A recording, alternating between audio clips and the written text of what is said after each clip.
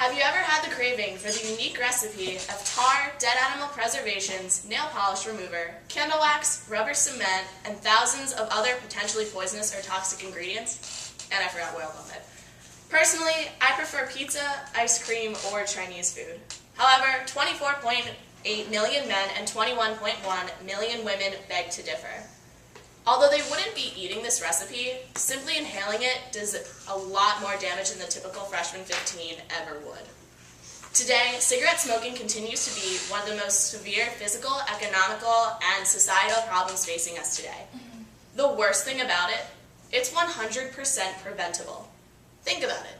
If you don't start, you do not have to reap any of the consequences. Hypothetically speaking, let's just pretend you decide to say yes. Mathematically, you are in for a treat. For every cigarette that you smoke, on average, 5 minutes of your life dissolves. Therefore, if you smoke 2 packs a day, you're losing approximately an hour of your life. Live for 24, eliminate 1. That's not really how most people tend to look at their life. Every 8 seconds, someone dies from tobacco use. Let me reiterate.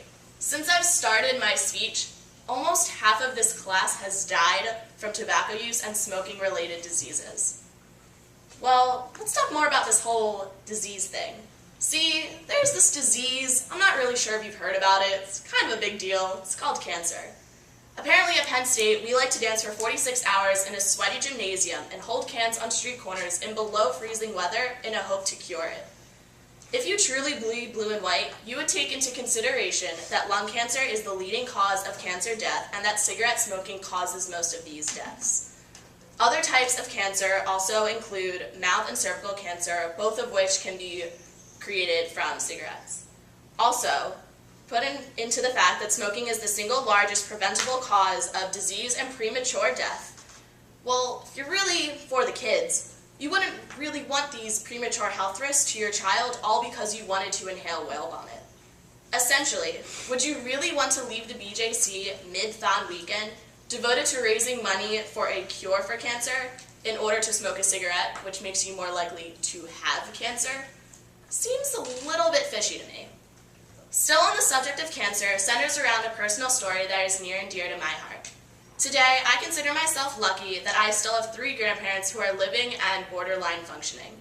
Knowing that back in their youth that smoking was the norm, they are fortunate enough to have escaped the hidden dangers.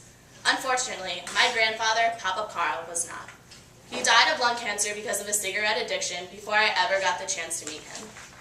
Most of you are considering having families of your own someday. Hopefully, your grandchildren won't have to wonder why their grandparent chose the cigarette over meeting you. If you are fortunate enough to meet your grandchildren, but clumsy enough to still be smoking, you'll be extra fortunate if you are not in severe debt. On average, a pack of cigarettes costs $5.32. If you smoke 2 packs a day, you're spending approximately $75 on cigarettes per week. In the larger sense, if you smoke for 10 years, that's over $40,000 out of your wallet. Wouldn't you rather be putting that money towards college tuition?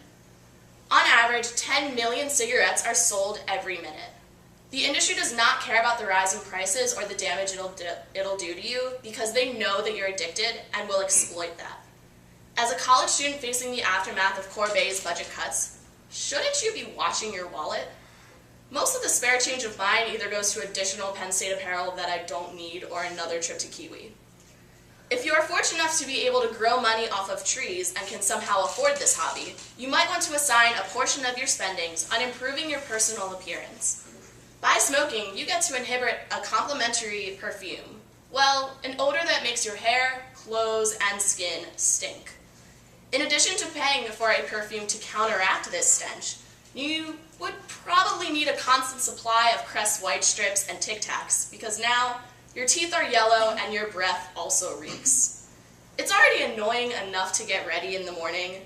It takes simply too much effort to put all of this additional worries into my mind. In conclusion, if you remotely care about your family, your budget, your school spirit, your health, your appearance, and your eating habits, then saying no to cigarettes is pretty much the right idea. If you care about life itself, do not accept the offer to challenge it.